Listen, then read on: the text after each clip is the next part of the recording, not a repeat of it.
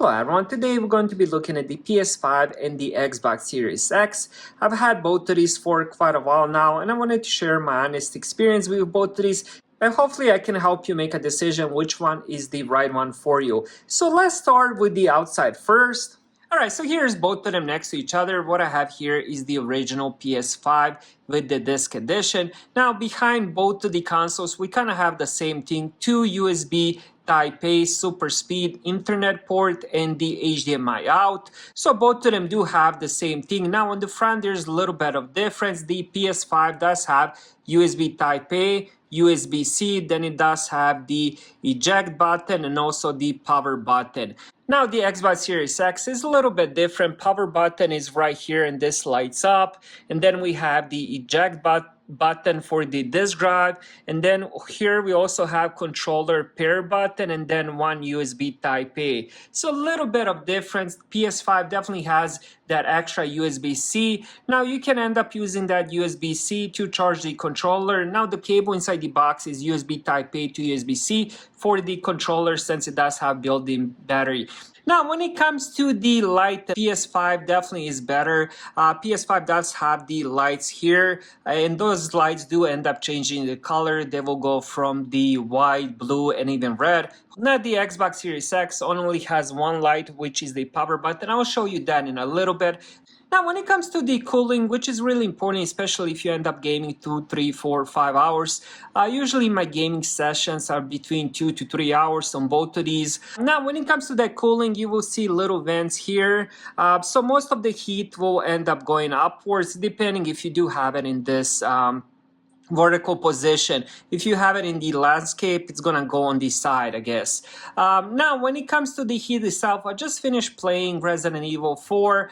I think my session was probably 2 to 3 hours, and the PS5 doesn't get hot at all. Now, there's a little bit of the noise whenever you're installing the game or whenever you end up turning on the PS5. But when you're actually playing the game, there really isn't any noise. So the cooling and the noise levels is really good on the PS5.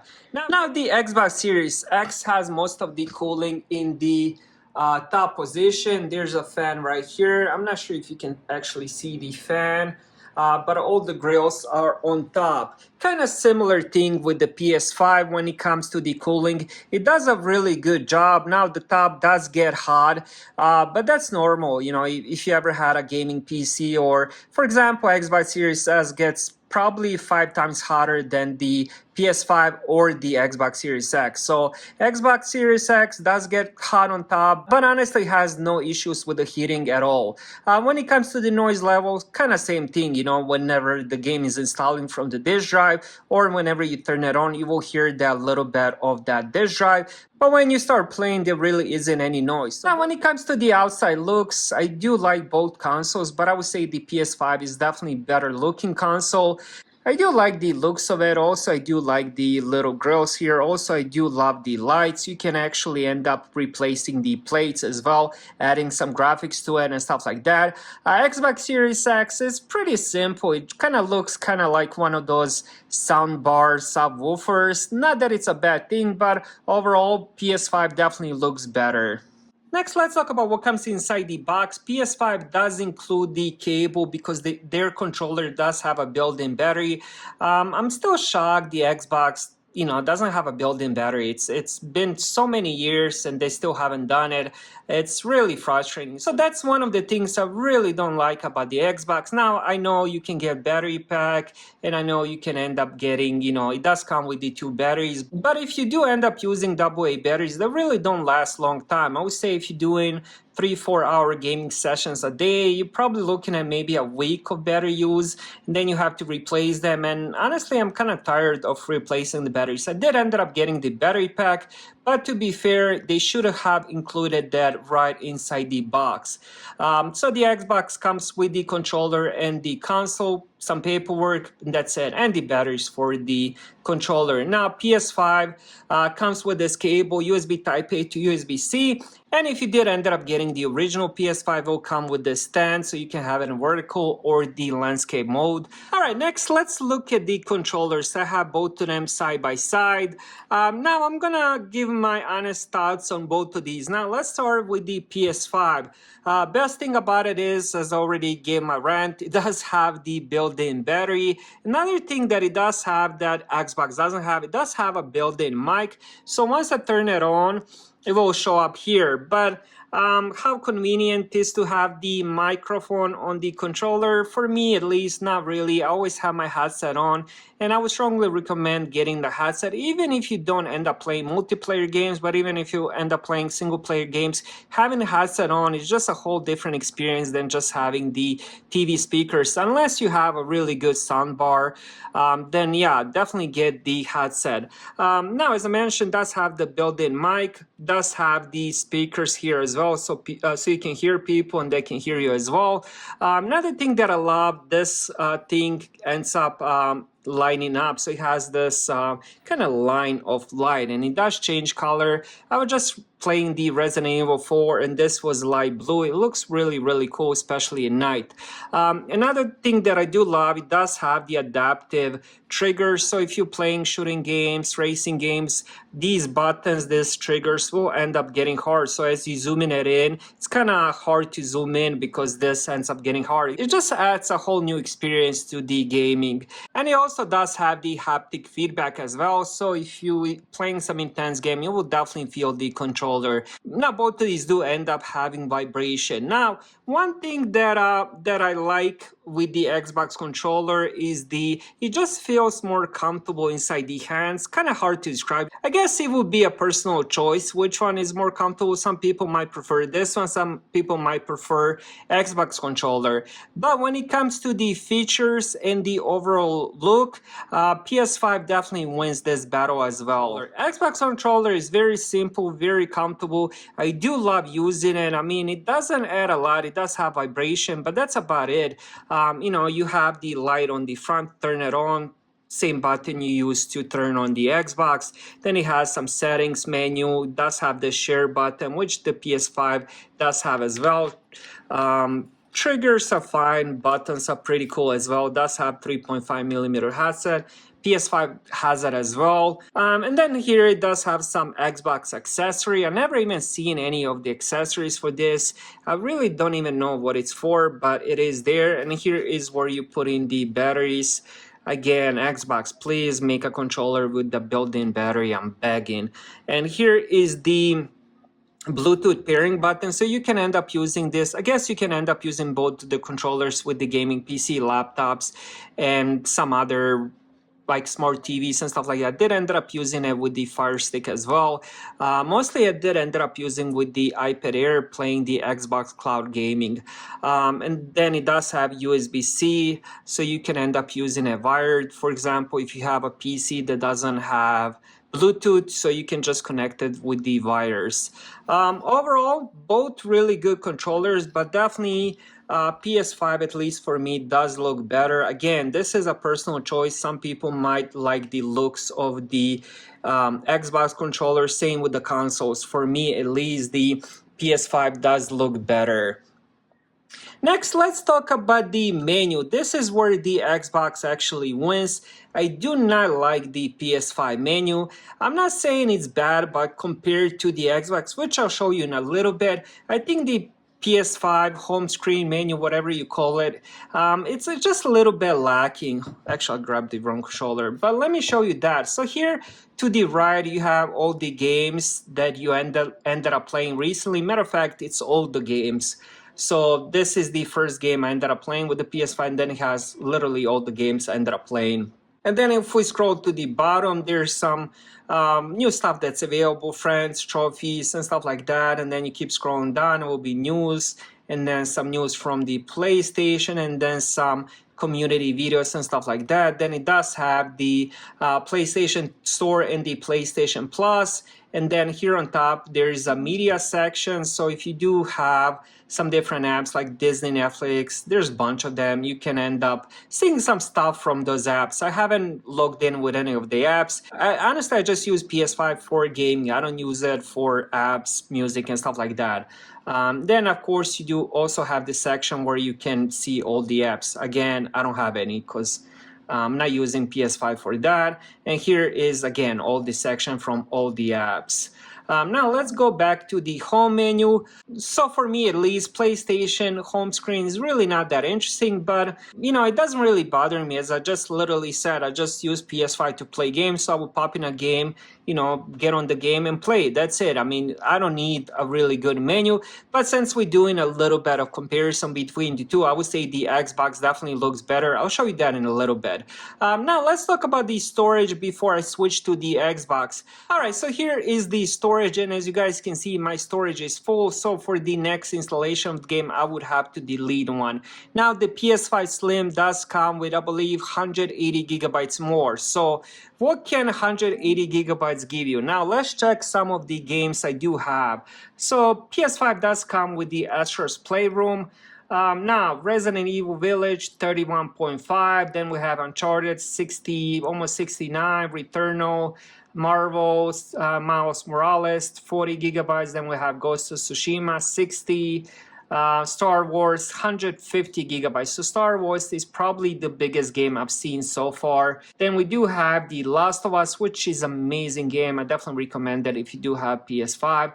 67 gigabytes, and then we have Resident Evil with the 64. Now I only have 8.2 gigabytes available. Now if I did have that PS5 Slim, if my math is correct, I would have around 180, 190 gigabytes available. Now good thing about the PS5, which again Xbox doesn't have, it's so easy to do the storage. Now here is some of the other options. So you have USB extended storage. Use a USB drive. So you can literally use a USB drive or the USB storage to move games. Now you can play the games off of that storage, but what I can do right here is if I plug in external drive, I can end up moving some games. Like for example, I can end up moving, well, I guess depends how big the storage is, but I can end up removing, for example, Last of Us. If I don't plan on playing it in the next 2-3 months, I'll just move it to that storage, and then 2-3 months from now, I can move it back on the PS5 and play it. So that's really easy, and external storages are very budget friendly these days.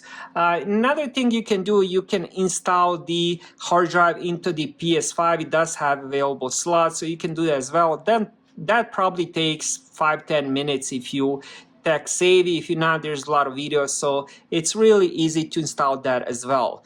Next, let's switch to the Xbox. Alright, so here we go with the Xbox Series S. This is how it looks once you do end up setting it up and turning it on. Now on top, you do have my games and apps. This is where you can see all the games you have, digital, all the ones you ended up playing, also the games from the Xbox Live and stuff like that. Then the next one is the store. Then we have the Game Pass, search, and the settings.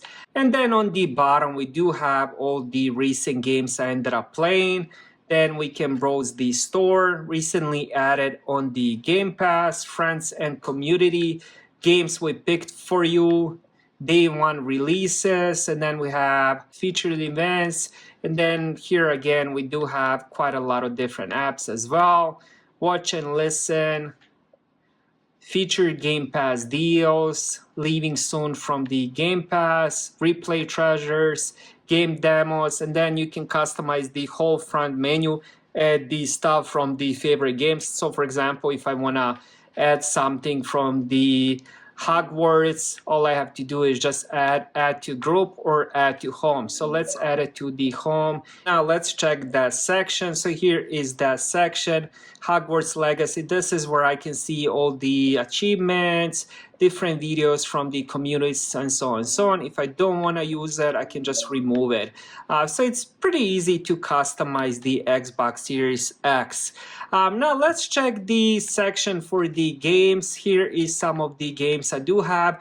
Now I don't have a lot of games installed right now. I ended up playing quite a lot of time on the Hogwarts Legacy, but here is some of the apps. Again, I don't use apps. Xbox, PS5 is just for gaming for me. And then here is some of the full library, all the games that I ended up getting over the years. Even the Xbox 360 games will show up here, so you can end up playing those as well. Alright, so here is the storage. Now, if you remember from the PS5, there was only about 670 gigabytes available. Now, the Xbox Series X does have the little bit bigger storage. So here we do have 802 gigabytes available. So that's a little bit of difference between the two.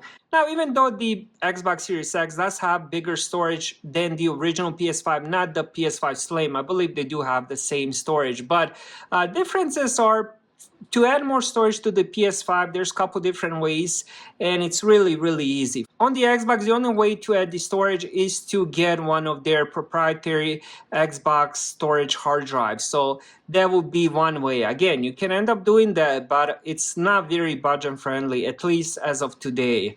Next, let's talk about the main thing, which is the gaming.